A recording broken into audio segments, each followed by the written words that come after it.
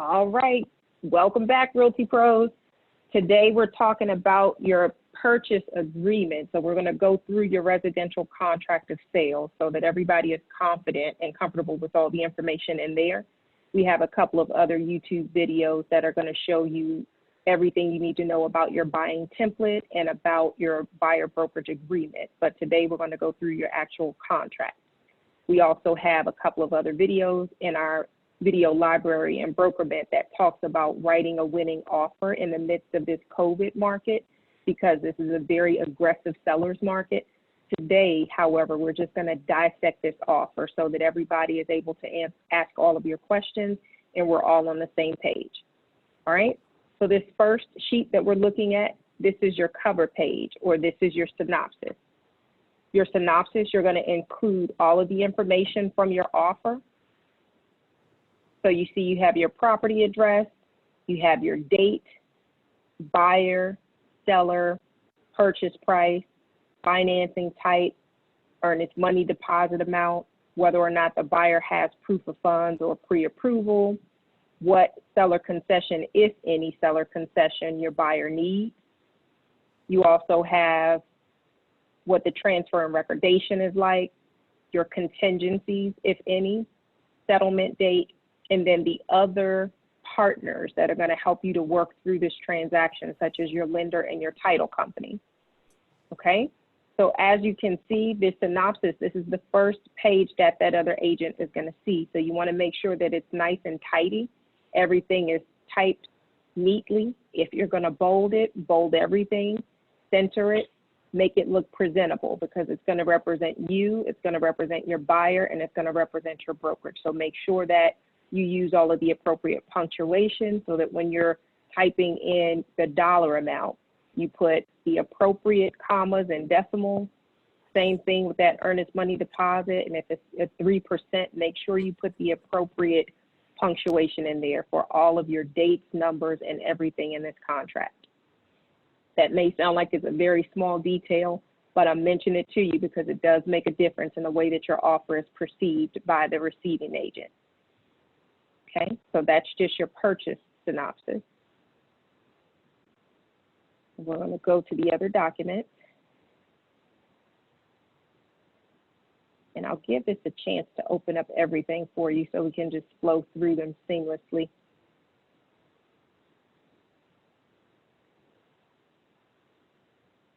If anybody has any questions while we're waiting on Dotloop, you can just go ahead and chime in and ask your questions about your synopsis thus far.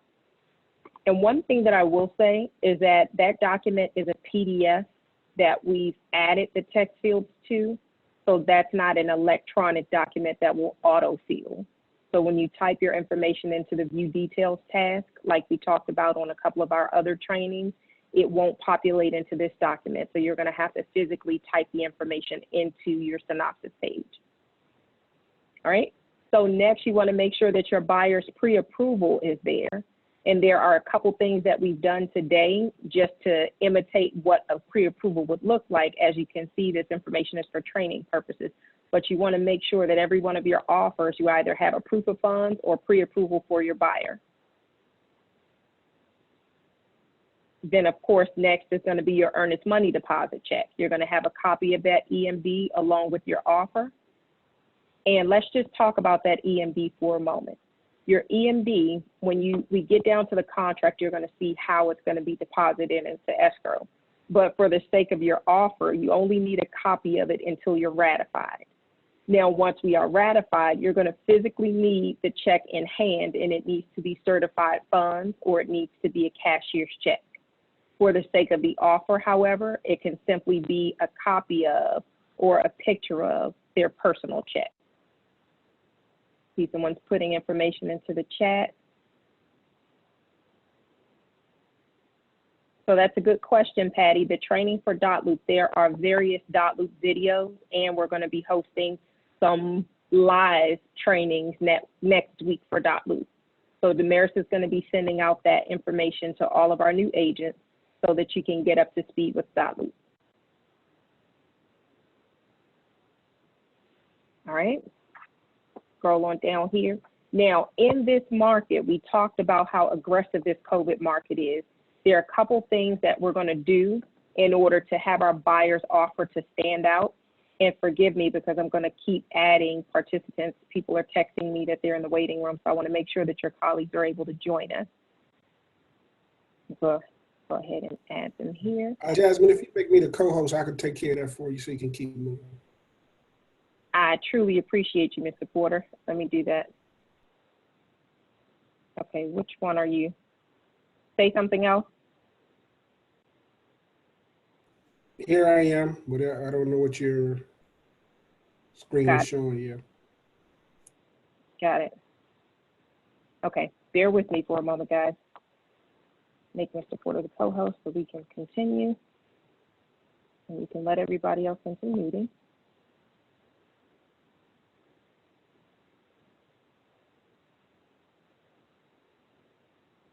All right, so back to where we were. This letter, seller letter. In this COVID market, we're going to do everything that we can to put our buyer's best foot forward. What does that mean? That means a well-prepared offer, and our goal is going to be to have the buyer to make an emotional connection with the seller. Now, how do you do that if your offer is simply black and white?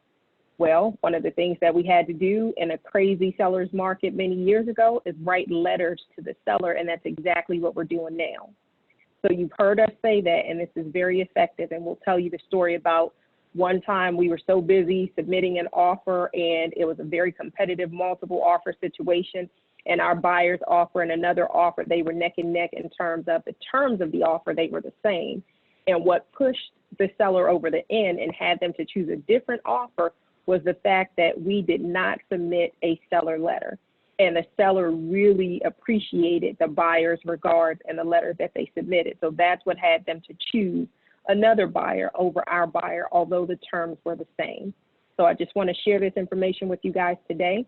This is merely a sample. You can do this however you and your buyer need to, but this is the idea of what that seller letter is going to look like. You can see it says, "Greetings, Mr. Seller. Thank you for allowing us to tour your beautiful house. We visited a lot of properties recently, and we finally found the one that we'd love to call home." So you're just complimenting the seller, and you're just going to say something that makes the seller feel warm and fuzzy so that they can take a liking to your buyer's offer. All right, it's going to separate them from the crowd. Now, you're understanding whom agents represent. This has to be submitted with every offer as well as every listing. So every contract needs to have this document. This document, when you're representing the buyer, it should indicate that the buyers are in receipt of this. So you should have that checked. You should have your brokerage, and then you should have your name. And you should also check who you are representing. So both of those check boxes need to be indicated. And you do not need to sign down here where it says agent signature. If you pay attention to the line, it says you only sign there if the buyers are unwilling or unable to attest to receiving this statement. That's when you would sign below. Okay? And let me say, for this, you need this for every single transaction. So I know I said for buyers and sellers, but for renters as well. Every single real estate transaction that you do, you need to include an understanding whom agents represent. All right, now the same thing goes for consent for dual agency. This document here, without having a consent for dual agency signed, then you don't have permission to then show your buyer a property that's listed by Porterhouse, nor does your seller have permission to have a buyer who's represented by Porterhouse to tour their property. This is a document that you always want to get signed in advance. And here you want to make sure that your firm name is appropriately represented there, and you indicate who you're working with, whether it be the buyer or the seller, okay? Now, above this black line, this is where the buyer is going to sign or the seller is going to sign, depending on who you're representing. And you do not need to fill in this space below it unless there has been affirmation of prior consent to dual agency. And what does that mean? That means that the buyer and the seller are aware in advance that the property that they're selling and buying is represented by two agents who are under the same brokerage. And that is a case in which you would also have the buyer and the seller to sign below this line, okay? And you will put the buyer and the seller's name there as well. That's when this document comes into play at the bottom.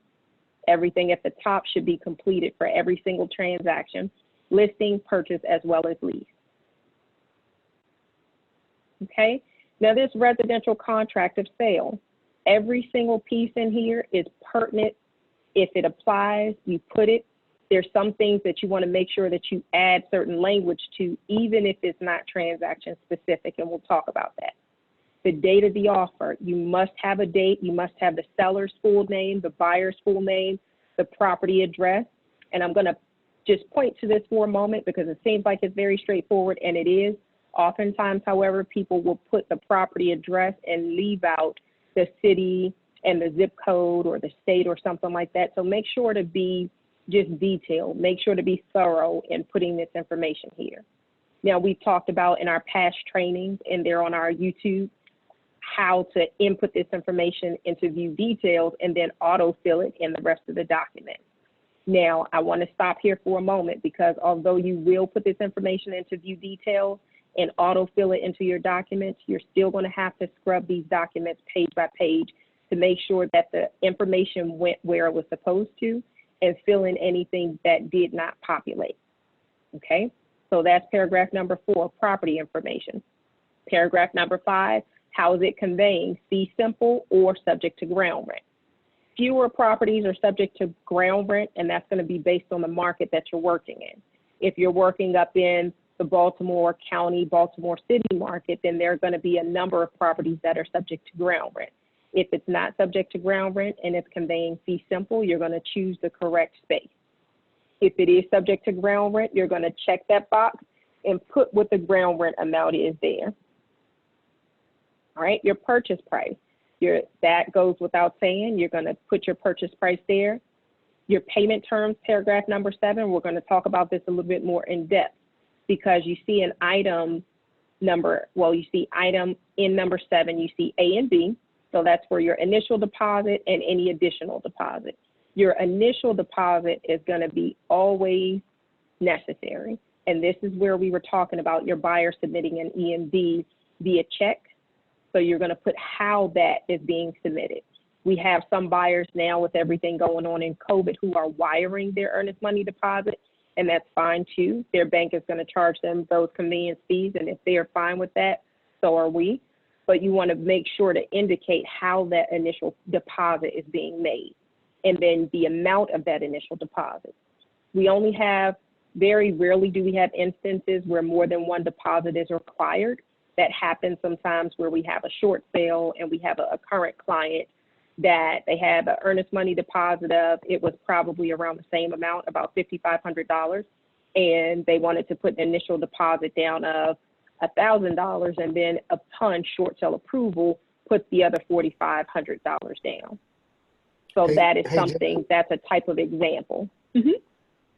I don't want to interrupt your flow because you're really doing well, but I think you might have a couple of questions. And also on this portion where you're talking about initial deposit and an additional deposit, I see Christina on the line, and Christina did a very strategic thing with her last ratified contract. So if Christina, if you could tell what you did, I think you did something that was very strategic and you were able to get your client ratified as a result.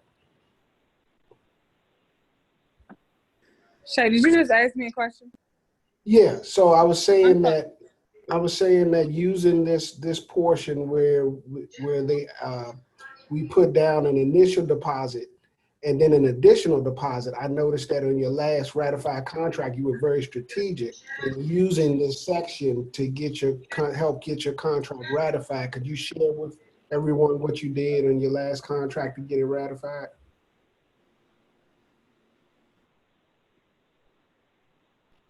So what I did was the client actually had did 1% initially, and then we doubled the EMD, so we did 2%.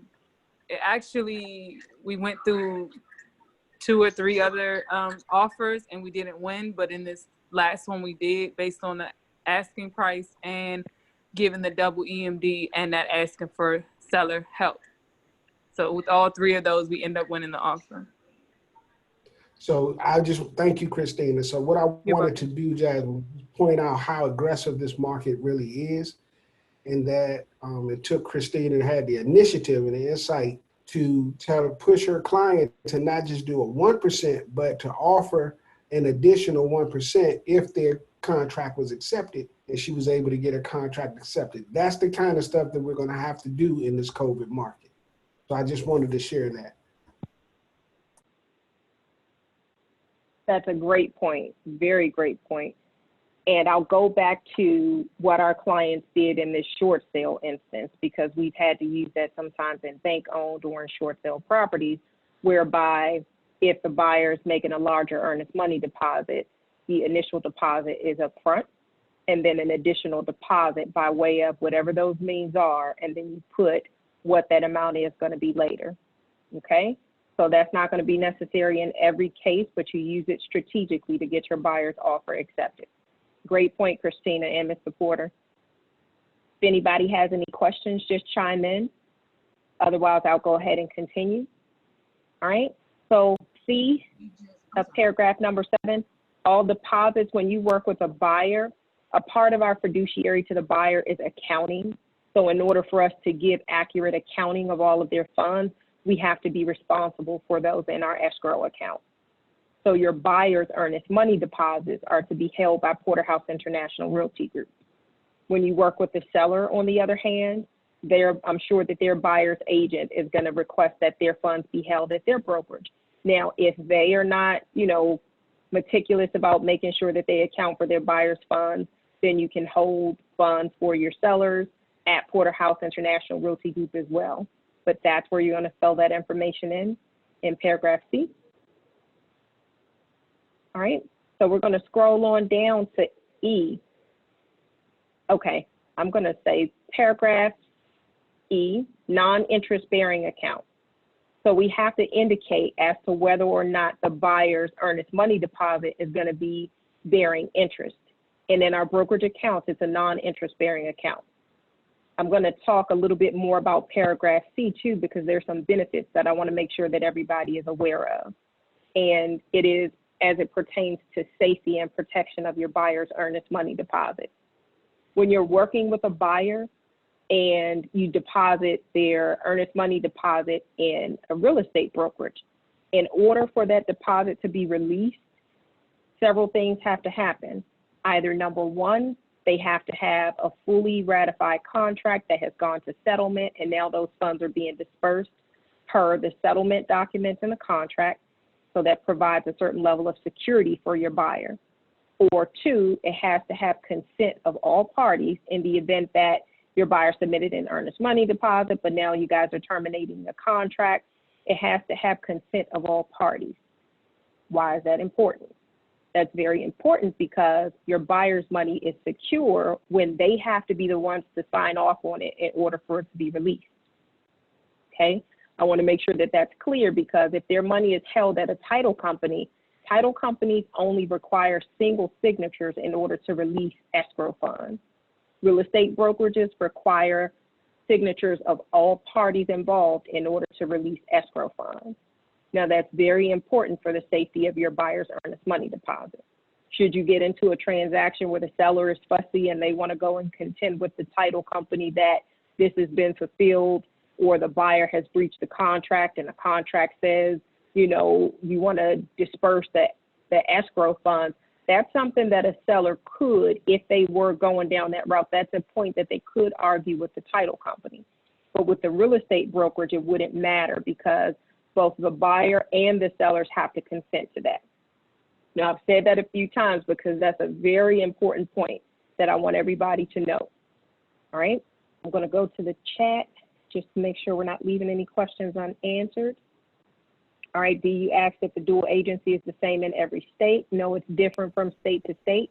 DC is consent for dual agency as well, but you are doing disclosure of brokerage relationship. Is different for Virginia also. And B2, Darlene, we said, can you start out, just give a 2% END to make that offer stand out? You can give a 2% END. This market is very aggressive. We'll talk a little bit more about that EMD, however, because we want to make our buyer's offer stand out, but we also want to make sure that we're protecting their EMD and make sure that that buyer is extremely serious about the process and committed to going to settlement so that there are no issues with such a large amount of money. Okay? And then Mr. Porter. All right, great, your answer. All right, keep the questions coming, guys. All right, now your settlement date. That's straightforward. Put the settlement date there. If that needs to be changed, then of course that has to be done on an addendum. Your financing type, these are all terms of the contract. So you want to make sure to indicate the financing type that your buyer has. If you don't see it here, you simply check the other box and put it in there.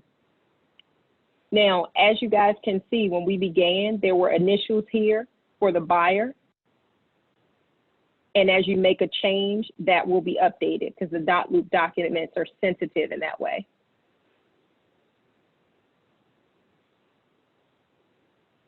For your settlement date, let me go back here to paragraph number 8.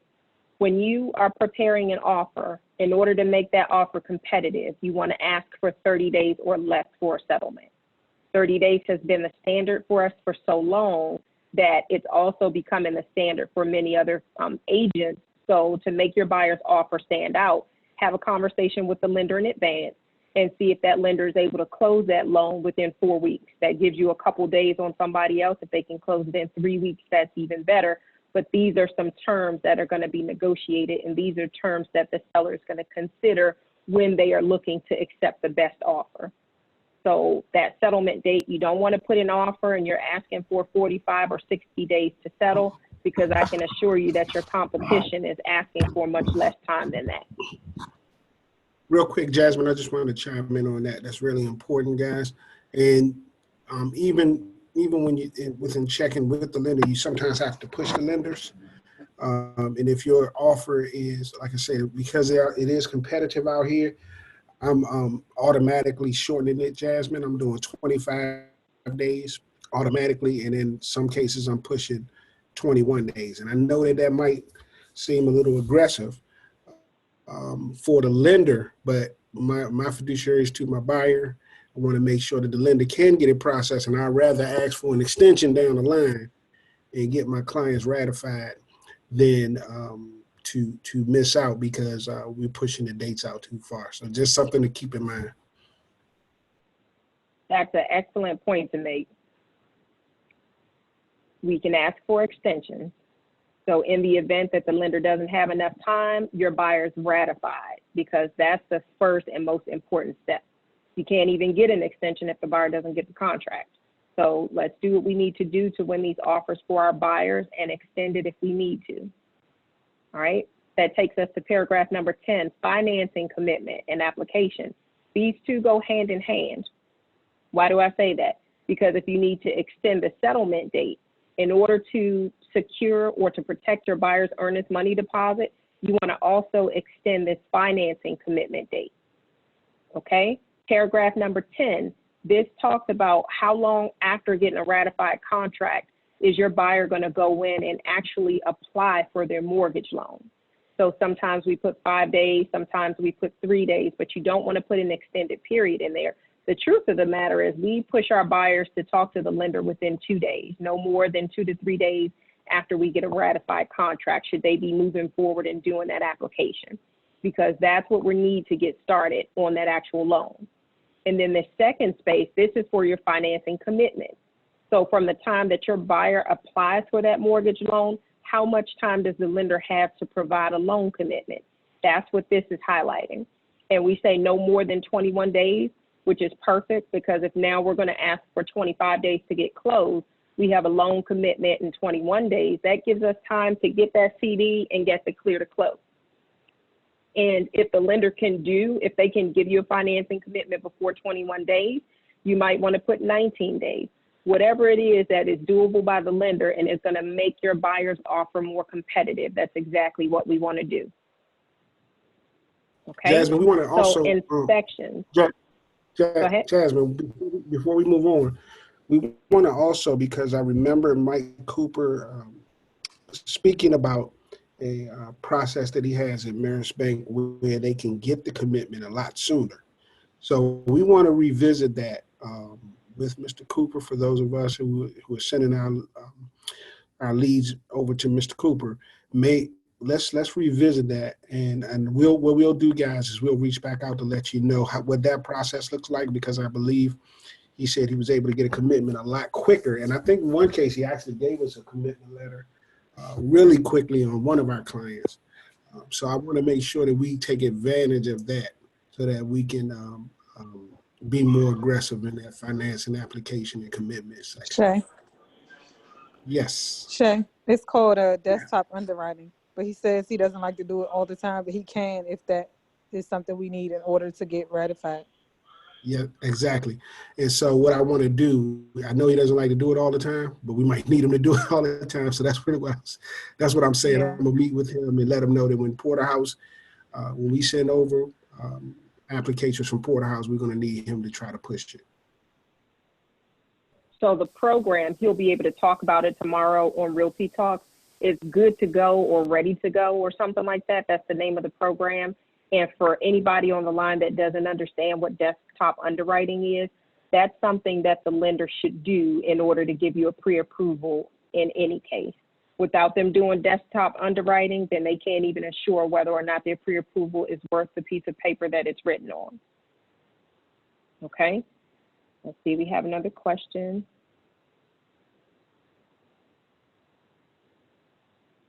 Mr. Cooper, Michael Cooper, he's branch manager at Ameris Bank Mortgage. He's been working with us now for many years. And Mr. Cooper does an excellent job with, I can say, some of the most difficult transactions. If he gives your buyer a pre-approval, 99% of the time that buyer is going to get to settlement. Okay? Pay attention to one of the things that I said. He is branch manager at Ameris Bank Mortgage. So he takes on a lot of his personal loans as well as helping his colleagues. So in order to work with the best, your buyer's going to have to pack their patience in terms of time, because he may, need a few hours or a day or so to get back to him. But once he gets started on that file, he is unrelenting. He's not going to stop until he gets that buyer closed. And we have buyers that we sent over to him in the pipeline 2 years ago. And we just got a call from one of them this morning. They were on the website last night. Hey, we're ready to purchase now.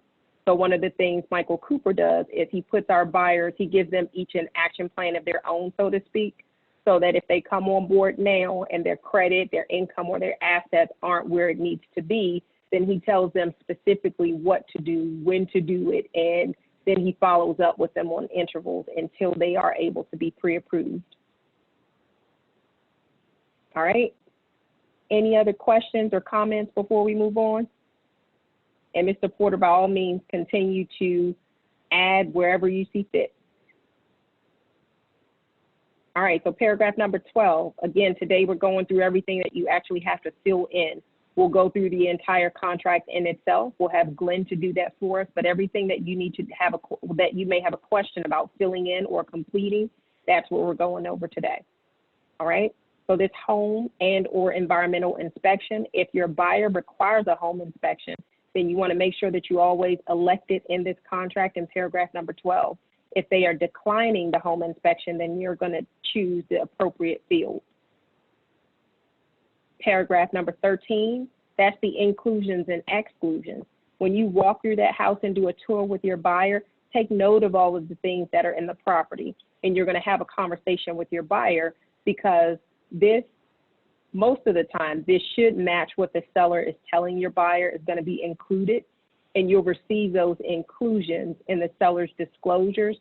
But in the event that there's anything that your buyer's asking for that's not in the seller's inclusions, you want to be sure to include it here on the contract, because this will take precedence. So I know that a lot of people sometimes skip over this space, but this is very important to notate what's coming with the property. Hey, Jasmine. Really, before you go a little further, I heard you mention the inspection. Guys, in terms of the declining of the inspections, I'm going to say 99% of your clients, you want to strongly encourage them to get an inspection. I don't think, with the exception of investors who can take on major projects, or people who have that type of experience, they do construction and that kind, even still, we want to encourage every single buyer to do an inspection and to have an inspection done on the home, even if it's for informational purposes only.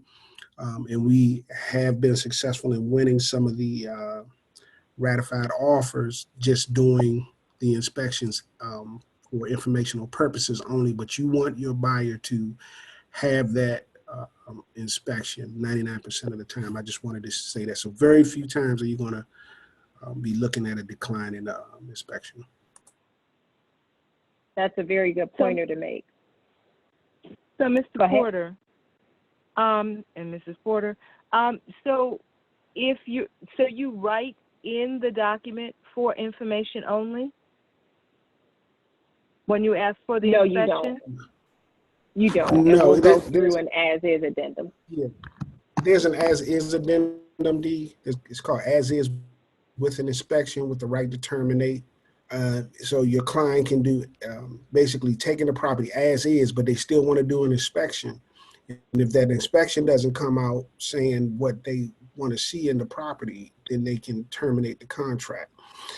But a stronger move would be an as-is inspection without the right to terminate. So meaning that they're just going to do the inspection for informational purposes only so that they can have a copy of what they need to take care of, but they still want the property.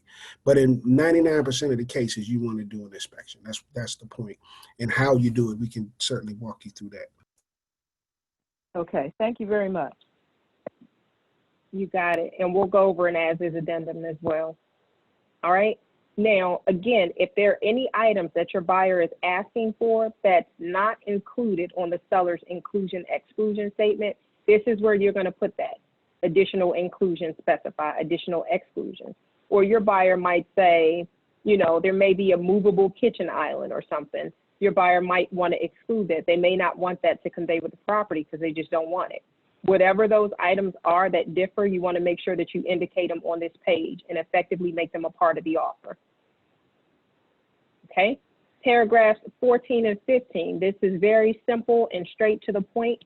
Many people leave these blank, but you want to make sure that everything that is relevant, you want to make sure that you indicate. If it's going to cost anybody any money, it should be indicated as to who that expense is going to be, whose responsibility that expense is going to be. So when you're representing the buyer, you want to put down there, your buyer is not looking to take on that expense. If the seller hasn't disclosed that there's any expense, you want to make sure that you cover your buyer. So for paragraphs 14 and 15, we put in there seller. In the event that there is any agriculturally assessed property and if there's any tax that pertains to it, you don't want your buyer to get a surprise. So put seller in 14 and put seller in 15 as well. We just lost your screen, Jasmine. Okay, thank you.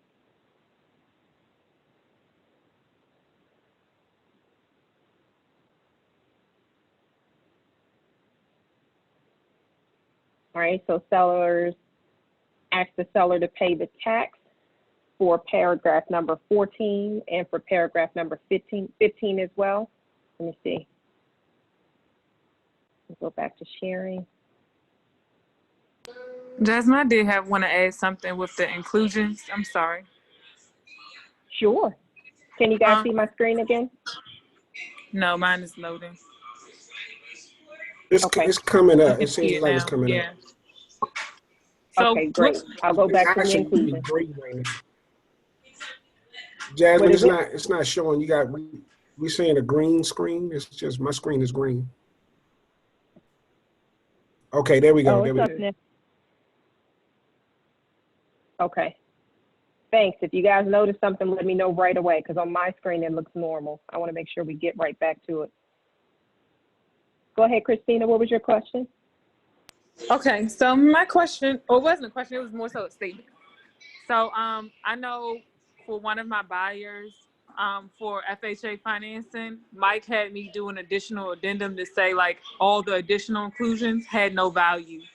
So I think the sellers were leaving like TV and a fireplace, electric fireplace. And so the underwriting flagged us and said, hey, we need to make sure this doesn't have any value because you've already asked for seller help, and this may go over the amount that the seller is able to give you in seller concessions.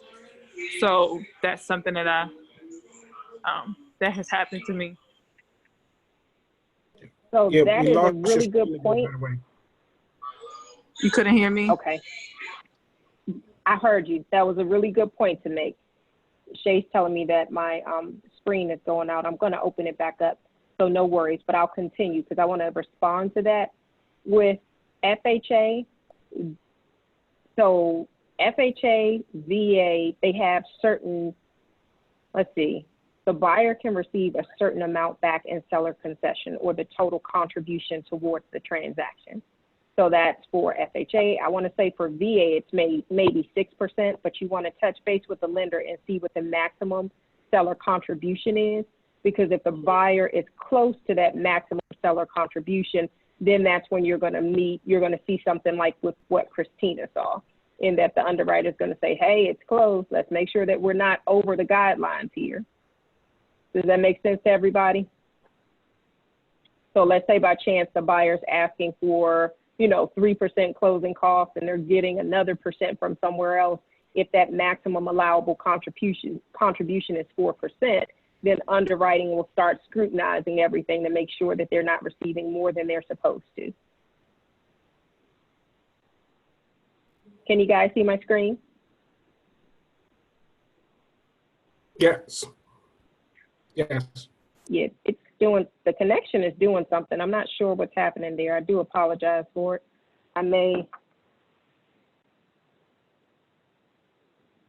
What is it, Mr. Porter? Yeah, we can see you. We can see you now. Yeah. Okay. Let's see. Can you see my screen? Yes. Yes. Okay, perfect. All right. So I'm going to scroll on down. On this page of the contract, you're going to see information pertaining to federal lead-based paint. Each one of these where you see a highlight in red, be sure that the buyer signs off on every single initial in this contract and does not skip one of them. Okay? That's going to be extremely important because in order to have a viable offer, including this initial right here, paragraph number 17, and it's over on the seller side, so make sure you pay attention to that. Because in order to have a viable offer, it needs to be an offer that the seller can ratify quickly without any type of issues. Okay? Mr. Porter, would you pull this up on your end? Because I'm not sure what's going on with my computer, but I don't want them to miss out on this. So Okay. if you go to Dotloop, Yeah, you keep talking. I'm I'll going to pull it up. continue, and you pull it up on your end. Okay. Just go to Dotloop and Dotloop. Somebody has a question while we pull that up? Yes. Yes, this is Dee. I was just asking, you're saying that everything needs to be signed for the lead-based paint. Is that true for properties that are after 1978? Yes. So this is not a disclosure. This is the offer. So in the offer, everything needs to be signed. Every item that says buyer, every item that says seller. Now, the disclosures are completely separate documents, and we'll go through that because the disclosures will indicate whether or not the property was built before 1978 or after 1978, or whether the date is uncertain. But that's on a different document. We'll go to that one. Okay. And Mr. Porter, the loop that I was in, I want to say it's either Brenda or Mr. Buyer purchase. If you open that up and share it with us, I'll let you do it from your end because I'm not sure what's going on with mine. But that is extremely important because what happens is oftentimes if you're submitting an offer on behalf of your buyer and the seller wants to ratify a contract, it creates another hurdle. So if you send over an offer with a lot of missing initials or signatures, then the seller couldn't ratify that contract if they wanted to. Because in order to do so, they're going to have to send it back and forth multiple times to get those missing signatures and initials. So I always tell people when you're looking at an offer, you need to look at that offer at least 4 to 5 times. Once you've looked at that offer 4 to 5 times and you've scrubbed it and said, okay, thank you, Mr. Porter, you've scrubbed it and you look for every signature, every initial, then you can feel confident to send that over. But looking at it once or twice is not going to be good enough, even 3 times. And with the hundreds of offers that I've done, I still look at my offer every time, 4 or 5 times, to make sure that you have everything in the appropriate space. And there's really no workaround for that. You just have to look at it. And just as a reminder for your convenience, in the BrokerMint library, you guys saw it when we began, go to the BrokerMint, go to library, and then in your videos, you see the video, but also in your working with buyers folder in there, you're gonna see a sample contract that's already completed, a sample offer in there also, so you'll see where those documents are, and you'll see where all the signatures are supposed to be. All right, Mr. Porter, go ahead and scroll down.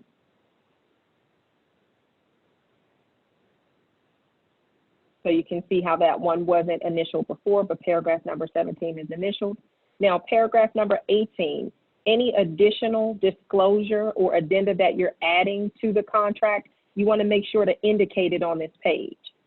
So your offer should be neat, it should be clean and straightforward, but in the event that there are any contracts, you want to ensure that the seller and the listing agent are aware of what it is that you're including with this residential contract of sale. And if there are any special conditions, this is where you'll list those. Paragraph number 18, this text box right beneath, it says other addenda or special conditions, because there may be an addenda that you need to add that's not listed up here. Or there may be a condition that your buyer wants to ask for that you want to include in the contract right there without having to do a general addendum. Okay, let me take a look. Is that also something you review in administration? Darlene, would you clarify that question for me, please?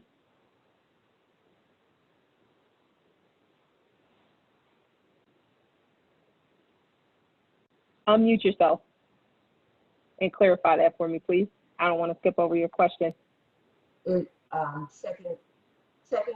contract for all the initials and signatures. Say that one more time. When you were talking about checking your contract for initials and signatures and making sure everything is filled out, is that something that you Yes. necessarily do, or is that a request we need to make? Just, two eyes, two sets of eyes are better than one. You got it. Okay.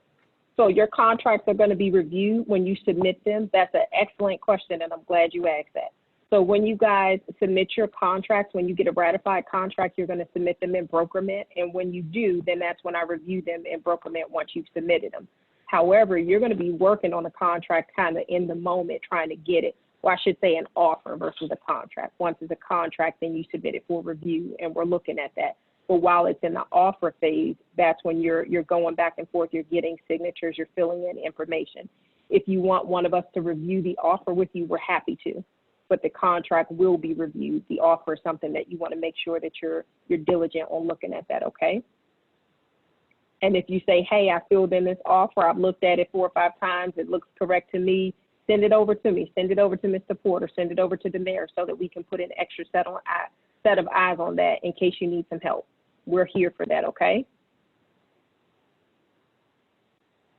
All right, so scroll down when you can, Mr. Porter. Paragraph 20, that talks about deposits and how deposits are going to be dispersed. When we talked about making sure to have your buyer's financing commitment, if you need an extension for the contract, you extend the contract as well as the financing commitment, because those are things that are going to protect your buyer's earnest money deposit, okay? The contingencies that you include in the contract, each one of those contingencies, although they're a way for the buyer to get out of the contract should they need to, they're also things that protect their earnest money deposit. So whenever you're extending the contingency, know that that's something that's protecting that EMD, because without any contingencies, my apologies, once they're already fulfilled, then the buyer's EMD is on the line without any way out. If anybody has any questions about that, just let me know. Scroll down, Mr. Porter.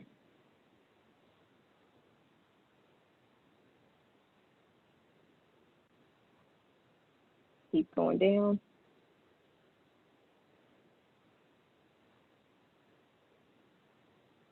So for today, we're just going to the fields that you're actually going to fill in. We're going to do this more in depth and go through each one of these paragraphs for you. If you would go back up, there is something that I do want to address there. Go back up for just a minute. There's a paragraph that highlights the brokerage fee. Here you go, the brokerage fee. So This is very important. This is not something you have to fill in. It's in all of the contracts. So your compensation is going to be dispersed according to your listing agreement and according to your buyer agency agreement. So this is something for everybody to take note of, because your fees, they're due as soon as you get a ratified contract. We simply, for convenience, defer them until settlement. But I know that a lot of us have had conversations or questions about this. This is one of the legal provisions for all of our board documents. Your fees are due as soon as you find them a ratified contract. So just be confident in that as a professional, that you've earned your commission and you've earned your brokerage fee, and it's already identified in their residential contract of sale as well as in the listing agreement or buyer brokerage agreement. Okay? Scroll down, Mr. Porter.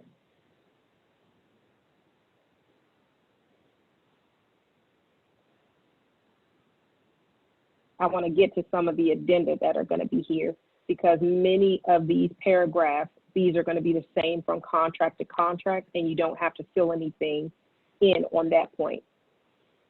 Hold on, wait for a minute while that's buffering, because the last page of that contract, you actually have to fill in the broker's information, the buyer's information. Yep, stop right there. Go back up just a little bit, because you're going to see date of ratified contract. And that date, this is going to be the date, scroll up just to look perfect. Date of contract acceptance. This is a very important date, because all of your contingencies in the contract begin on this date. So once you put date of contract acceptance, if today is September the 2nd, you put that in here.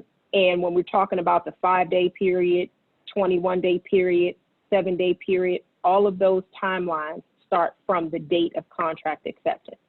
So it's very important to indicate that in your contract once the last signature is received by the buyer and the seller, because the contract becomes effective not from the date of the offer or all of the signatures that you gathered throughout the process, but the date that the last signature is added to this document between the buyers and sellers, and there's a full agreement. That's your date of contract acceptance or your date of ratification. Okay? And if your buyer is a first-time Maryland home buyer, this is a box that you need to check also in order to indicate that the first-time Maryland home buyer addenda is going to be included with this contract. All right? So page 11, contact information. Your buyer, when you represent the buyer, you want to put the buyer's full name, but you do not want to put any contact information for your buyer. That is going to be confidential. That's for you as their agent. The seller and the seller's agent will know their full name as it pertains to the offer anyway, but you're not going to put down a mailing address for the buyer, email address, telephone number, or any of those things. You keep that confidential. Now, when you're working on the listing side or the selling side, you do want to complete everything that they're asking for in here. You want to put every single item that they're asking, make sure there's something there. Because underwriting, what they underwrite, very different than what they used to do. They used to just underwrite the loan, but now they're underwriting the contract as well as the loan. What does that mean? That means that everything in this contract that's supposed to be here needs to be there, because underwriting is looking at everything. All right, so you can scroll on down, Mr. Porter. You see the selling brokerage, Porterhouse International Realty Group. The broker, the sales associate, you will put your number in there. You will put your license number as well as your broker's license number, your MLS ID. You're going to indicate which party in the transaction you represent.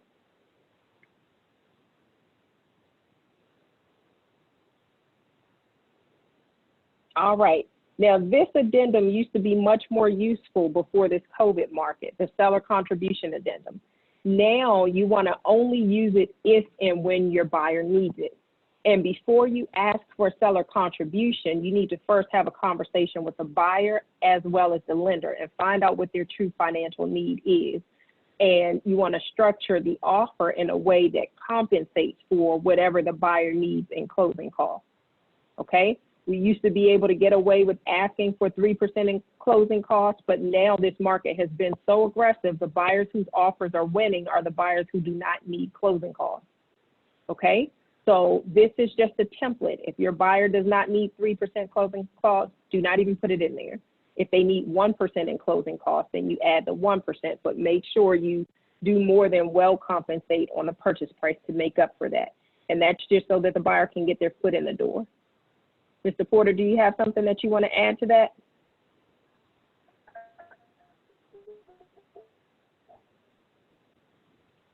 Mr. Porter?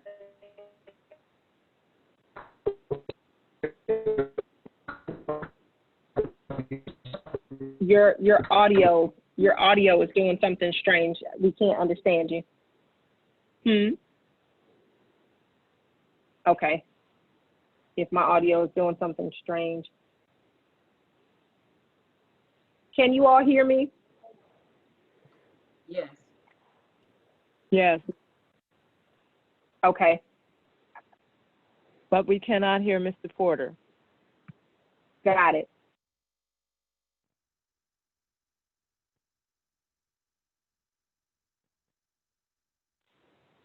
All right, perfect. If there's anybody that can't hear me, let me know. Otherwise, I'll continue.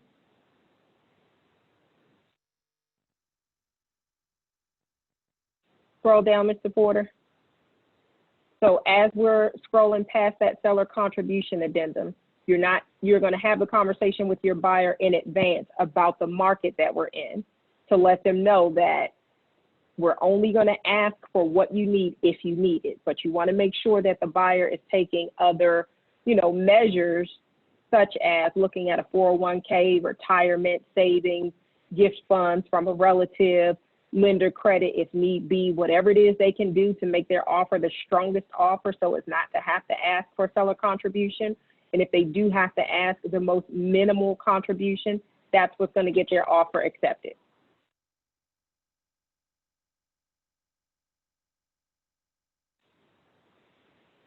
All right. Scroll on down, Mr. Porter. I see you have a question over here, D. Also, are days included from the date of ratification? Are all days? D, let me make sure I included? understand your question.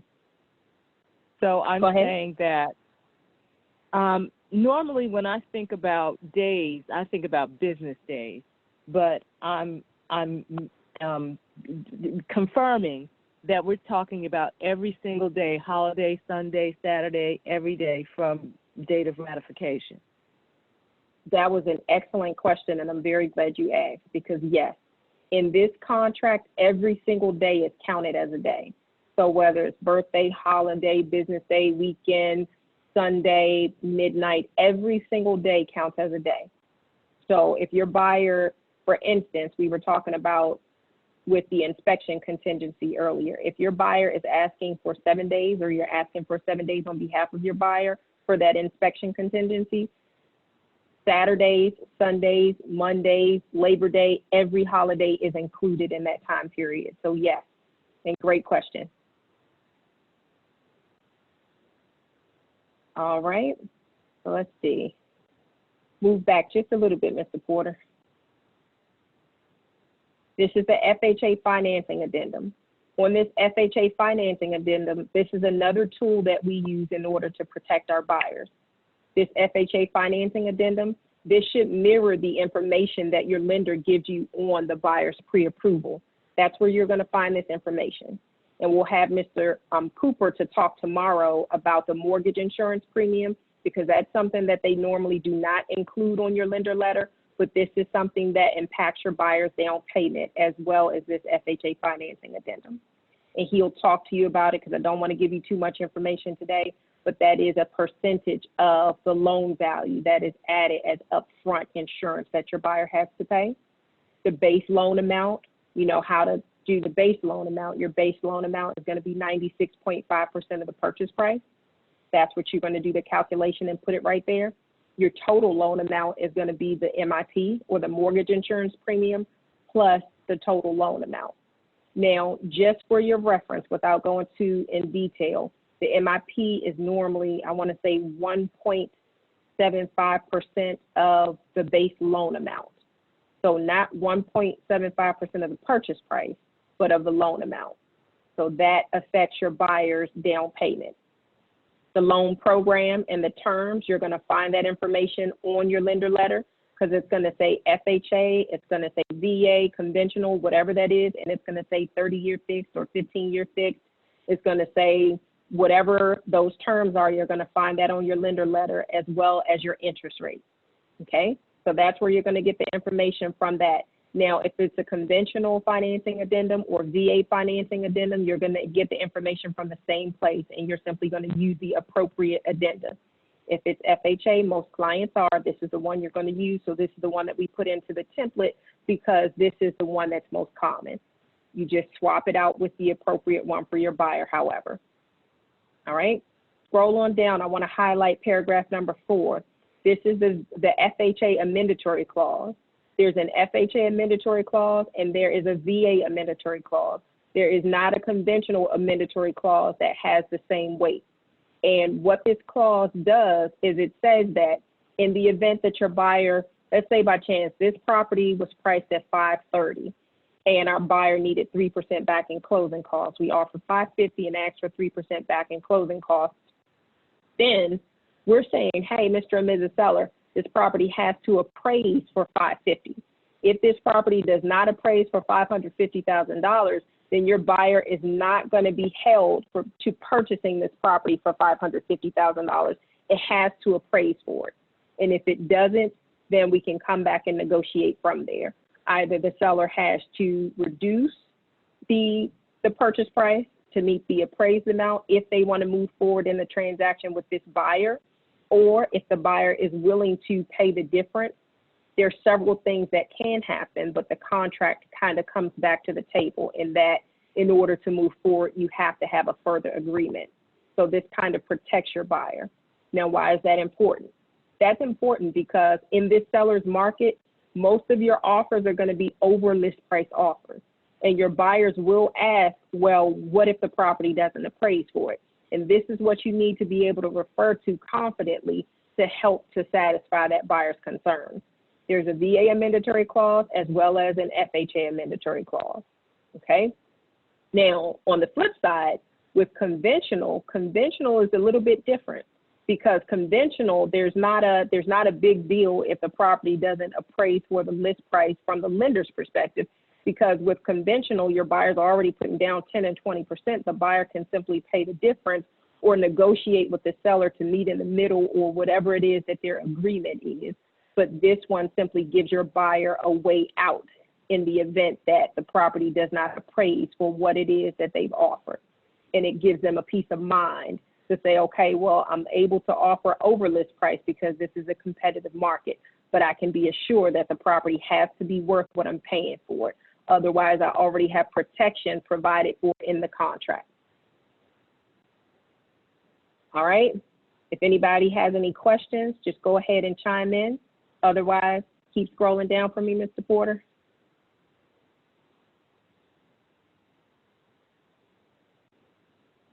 All right. Paragraph number 7, lender required repairs. We talked about this a little bit on another training, but with your lender required repairs, this is also a negotiable feature of the contract, because in the event that you go into a property and it looks pristine, like everything is meticulously kept, you may not need to ask for much in lender required repairs. But whatever it is that we're asking for, this is money that we're asking the seller to set aside and have available to make repairs in the event that the appraiser finds items that need to be repaired in the home, okay? Lender required repairs for our new agents. Those are items that the appraisal brings up. So when that appraiser goes in and assesses the value of the property, he's going to look at certain things about the structure, and he's going to notate things that are necessary in order for it to meet HUD standards. And anything that that appraiser comes back with and it's a condition, those things have to be remedied by the seller. So this is the money that we're asking the seller to set aside in order to tend to those items. So if the property seems like it has quite a bit of disrepair, you might want to ask for more in lender required repairs. This is kind of a standard amount with $1,500, but just know that when you're trying to get ratified, this is also a negotiable feature. We have some contracts where you might ask for $1,000, some you ask for $1,500, some you ask for $3,000. Now you're just eyeballing it in a sense. You want to scroll down Paragraph number 9, FHA required notice. And this is what Mr. Porter was speaking to earlier. We want to ask that all of our buyers, with the exception of our investors, get a home inspection. Now, that is very important to note because there's certain loan types that do not require an inspection. If the buyer's getting a conventional loan, that does not require that they get an inspection, but FHA does require that they get an inspection. And even for buyers who are purchasing with a loan type that does not make it a requirement, we, as their agents, we do our due diligence to convince them that it is in their best interest, because you want to make sure that that buyer is covered. And should anything come up, you want to make sure that they were aware well in advance. And if we needed to negotiate any repairs, we do what we do in order to make sure that our buyers are taken care of. Okay? So let the buyer know if they say, hey, I'm working with Navy Federal, I have a conventional product, and they say an inspection is not necessary, it is well worth it for you to have an inspection for a few $100s than to have a surprise that, you know, that's going to cost you a few $1,000s down the line. All right, so this is our first time Maryland home buyer transfer and recordation addendum. This is the addenda that was alluded to on page, I believe it was page 11 of the residential contract, where you put the checkbox in the event that your buyer is a first time Maryland home buyer. You're simply going to scroll down, Mr. Porter. You're going to fill in the information here and choose who's going to pay for it and what you want that split to be. Now, there's a certain portion of the state transfer taxes that a first-time Maryland home buyer is not going to pay for because they get an exemption from it, okay? But customarily in our contracts, we're going to put 50-50 split, meaning split equally between the buyer and the seller. And just pay attention to where you initial in here, because at the top, that's if you wanted the seller to pay all of them. But remember, these are real dollars and cents that are being considered when determining whether or not to accept your buyer's offer. So all of these are negotiable pieces. So this is saying, hey, Mr. Seller, we're going to split the transfer and recordation with you, either 50-50. And I remember a time when we did this addendum, it was seller to pay, seller to pay, seller to pay. That's when it was a buyer's market. But in a seller's market, you want to make sure that you're having 50-50 split. And if the buyer is able to pay, if you get into a situation where you're in a bidding war, that is a feature that you can use to negotiate. Scroll down for me, Mr. Porter.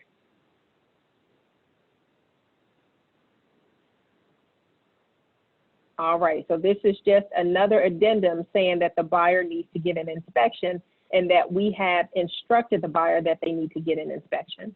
So they're going to sign off on here. And this is going to cover you. This will cover the brokerage, just in case your buyer says, okay, well, I don't want to get an inspection. Let's just keep them informed and make sure that they get those proper inspections. And we'll talk about warranties later as well, because those are two things we want to make sure that all of our buyers have: a property inspection and a home warranty. Okay, so property inspection addenda. I want to take a little bit of time on this addenda because there are a number of inspection items that can be selected. However, when you're submitting an offer to the seller that is potentially in a multiple offer situation, it is not necessary to select each one of these inspection items. Scroll down, Mr. Porter. You want to be sure that you choose your structural and mechanical. If you have any questions with regards to mold, you want to be sure to choose that also. Radon is important. If there's no mold, then that's not going to be something that's going to be necessary. Environmental, if that is a concern, then you choose it. If it is not a concern, then you don't choose it. Radon is very important. If the property does not have a chimney, you do not need to choose paragraph E because there's no chimney to be inspected. If the property is built before 1978, then you can simply choose paragraph F because that's the lead-based paint hazard inspection. But if the property was built in 2003, there's no need to choose that. Keep going, Mr. Porter. All right. Now, paragraph G, that's one that I like to use. I like to use that to make this document look more friendly, because with paragraph G, you can simply put any or all, and you simply choose the number of days that you want in order to get that property inspection. And then at least it doesn't look so intimidating to the seller. because if you choose every single inspection item on this list, from the listing side, that looks very intimidating to the seller, because the seller is wondering whether or not all of these items or all of these inspection types could potentially cause the deal to fall through. So in order to get your buyer exactly what they need to protect them and to get their offer accepted, only choose the inspection items that your buyer needs. And you can condense them by putting mechanical, put your radon, and put any or all in that paragraph G. All right, so now your next few paragraphs, they outline the obligations of the buyer and the seller as it pertains to your inspections, your response to the inspections, the report process, and each one of those things. Everything is outlined here in your property inspection addendum. So when you talk about the number of days that the buyer has to respond, or whether or not the buyer can pull out of the contract, all of these things are notated here in the property inspection addendum. So I'm going to bring your attention to paragraph B. This is 4B. Scroll down, Mr. Porter. This is a very important paragraph. Now, this can be kind of tricky, because when you're representing the buyer, it's in the buyer's best interest to have paragraph number 4B initialed. However, it does not apply unless both the buyer and the seller have initialed it. Okay?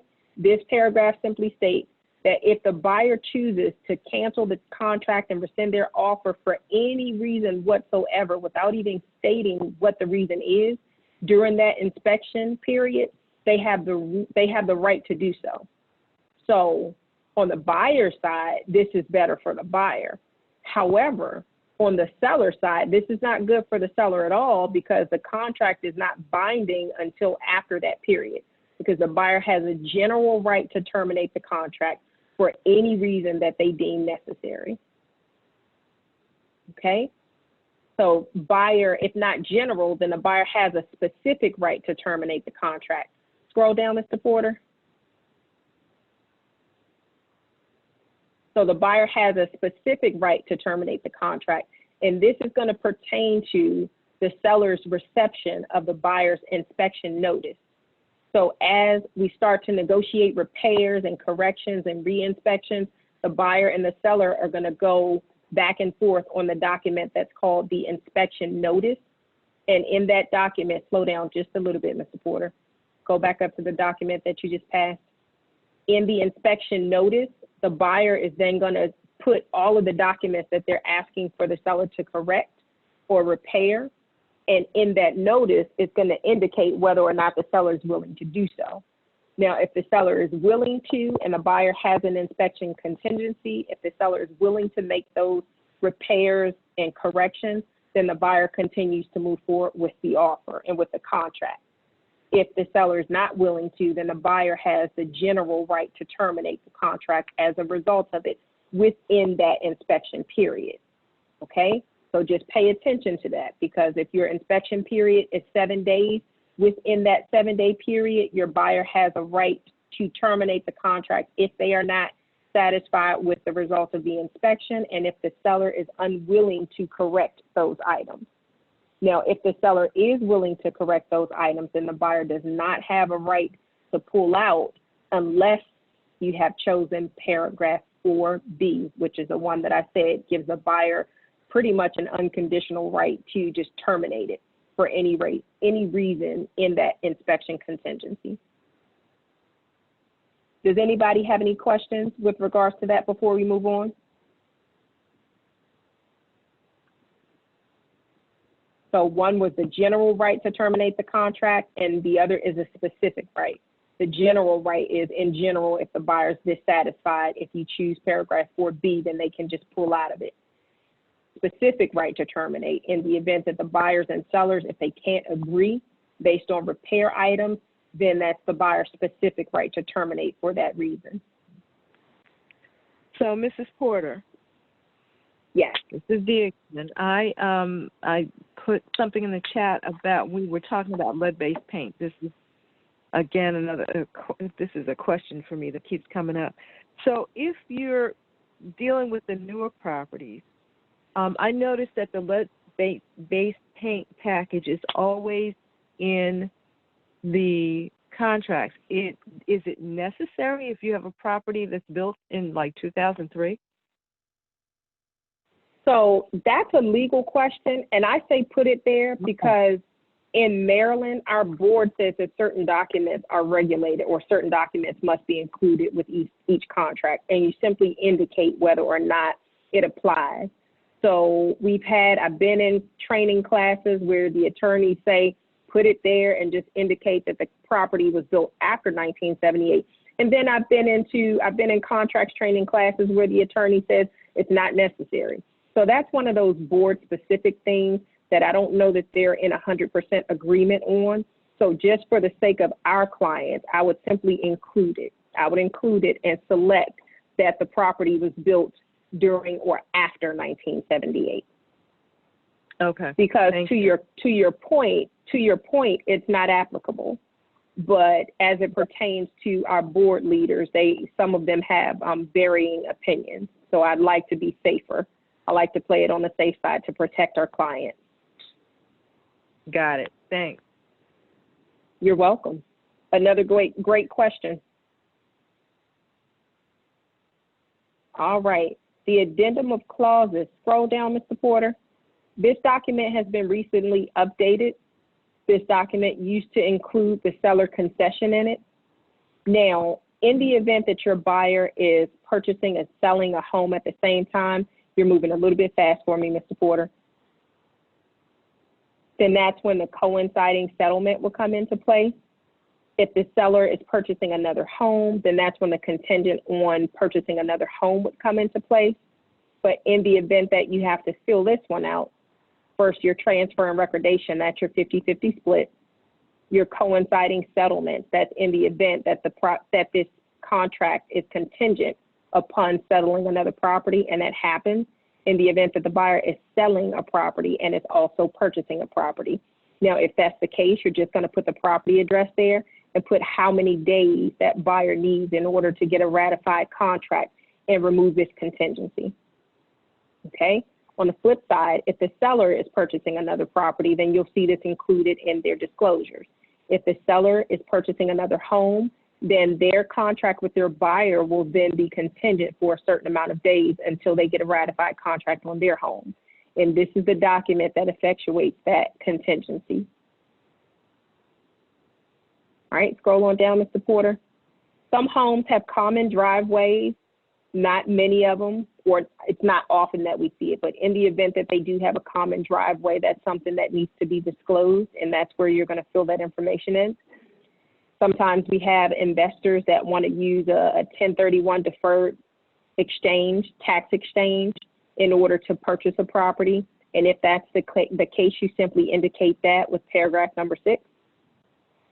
Paragraph number 7, home warranty. I'm going to talk about that for a minute because every Porterhouse buyer should have a home warranty. That home warranty is going to cost them less than $600 for 13 months. Every single one of our buyers needs to have a home inspected and a home warranty. And you'll hear me say it over and over again because we have a couple of buyers who earlier this year, they were working with one of our agents and they were so adamant that they did not need a home warranty and they did not want to include that in the contract. The seller wasn't willing to pay for it. The buyer told the agent, hey, I don't need it. I don't want it. I don't want to include it. And what do you think happened? A few months later, this now homeowner is calling the agent and she's upset because they're items that are now, in disrepair and they need some service and some attention. So she's coming back to the agent and she's saying, hey, I need some help with this. This wasn't this way when I purchased a home and now this is what's happening and I've only been in the house for a few months. So hence the need to make sure that all of our buyers are protected and all of them are covered. Hopefully they get the home warranty and they do not need to use it right away. But in the event that they do, you want to make sure that we are protecting our buyers and doing what's in their best interest, even if it takes us a little bit more convincing to get them sold on it. Okay? If the seller can pay for the warranty, great. If the seller does not pay for the warranty, the buyer can pay for the warranty. But either way, make sure that they have a warranty included. And in your brokerment library, also the information for your HWA home warranty is there. Cynthia Boyd's information is there. So when you get a ratified contract, As soon as you get that ratified contract, you go to your brokerment, your file there, you create the file, you add your checklist, and in your checklist, it's going to say activate the home warranty. You want to do that as soon as possible because oftentimes with your home warranties, they want to have the buyer to wait until they've had the warranty for 30 days in order for them to service the claim. So if as soon as your buyer gets ratified, you activate your home warranty, when your buyer goes to settlement and move in, if they need to use that warranty, they don't have to wait 30 more days. Okay?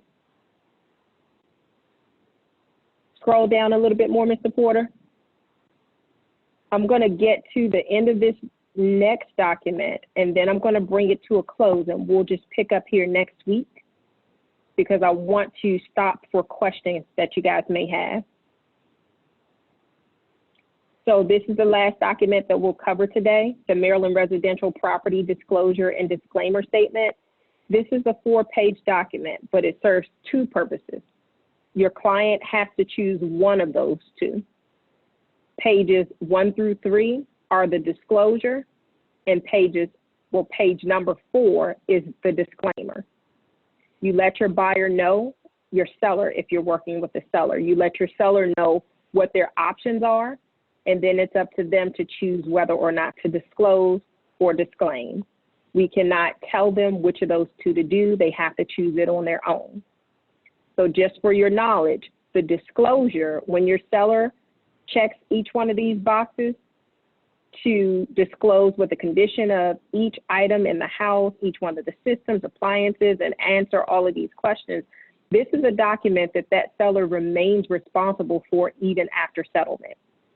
This is one of the only documents, if not the only document, that does not die at settlement.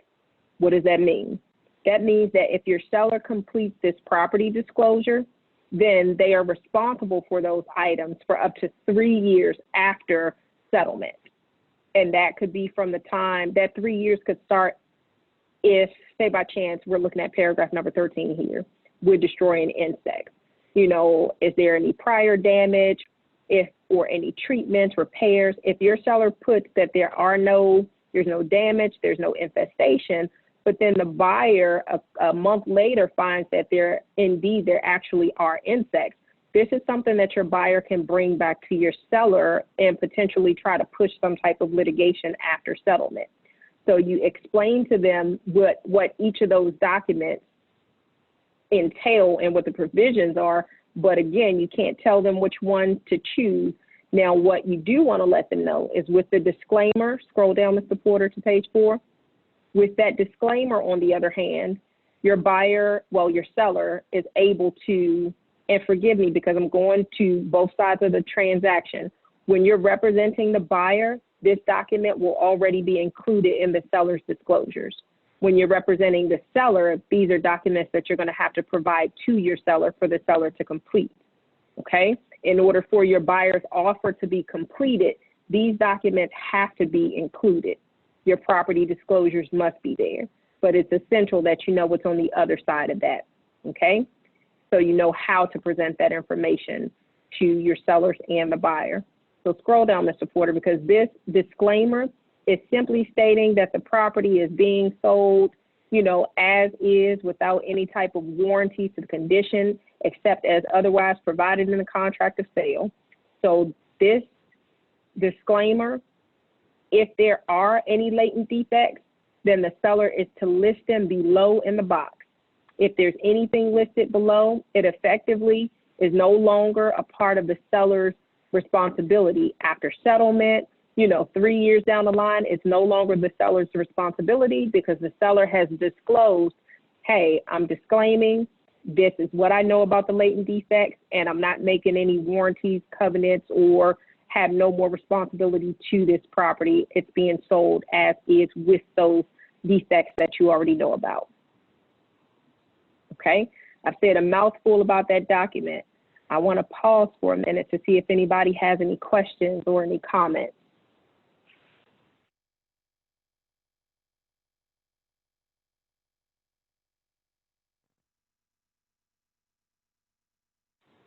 All right, let me see. I have a question over here.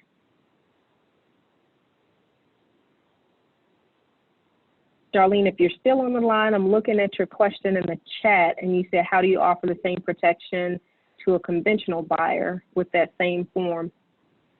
We're going to have to go over that information because I don't want to keep you guys after time. We're going to stop right here for today, and we'll pick back up on this information next week. Does anybody have any questions about anything that we've covered?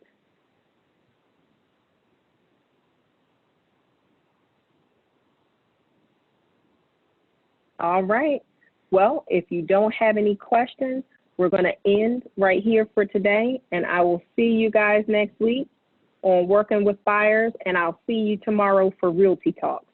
Tomorrow, Michael Cooper is joining us, and he'll be able to answer a lot of your questions. He's going to talk you guys through the process, the purchase process from the lending side.